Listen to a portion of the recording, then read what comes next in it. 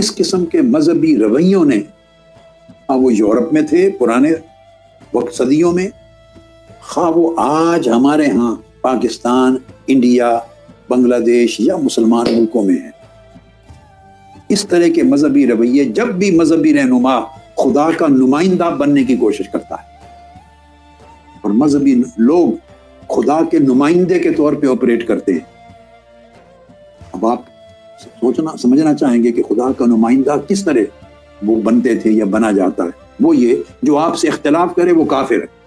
Simple ایک جملے میں آپ کو پوری داستان سمجھ میں آ جائے، یعنی آپ دوسرے سے اختلاف کا حق چھین لیں، جو آپ کی بات نہ مانے، جو آپ سے اختلاف کرے وہ سیدھا کافر ہے۔ آپ اس کو اگر اہل سنت ہیں تو اہل سنت کے دائرے سے خارج کریں۔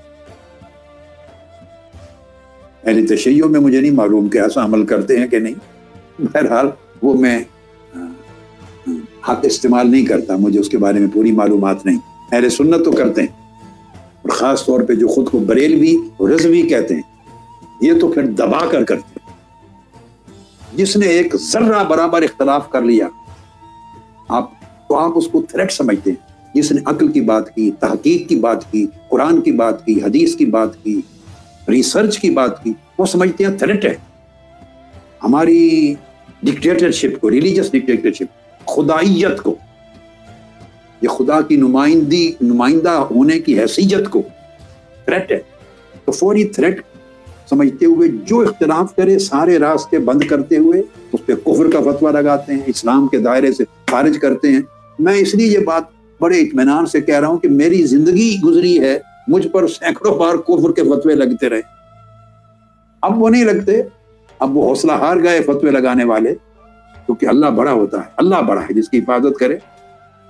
اور صرف کفر کے فتوے نہیں لگاتے، واجب القتل کے فتوے لگاتے، گردن زدنی۔ زندگی میں ہمارے اوپر بھی واجب القتل کے فتوے لگتے رہے، امت سے خارج کیا جاتا رہا۔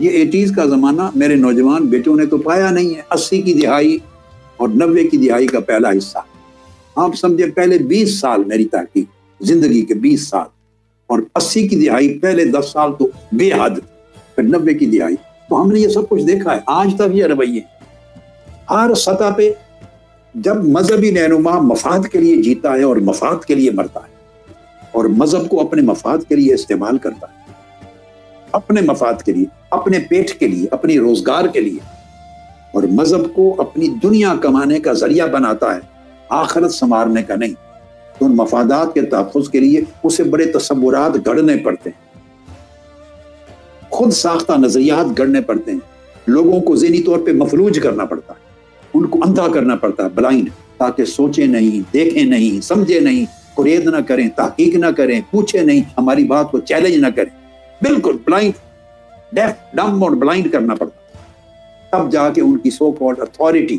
جو انہوں نے بنائی ہوئی ہے خود ساختہ، وہ مینٹین ہوتی ہے۔ یہ رویے آج بھی ہیں، پہلے بھی تھے۔ جس مذہب میں جس زمانے میں رہے، اسی زمانے میں اہل علم، اہل عقل، اہل شعور طبقہ وہ باغی ہوا۔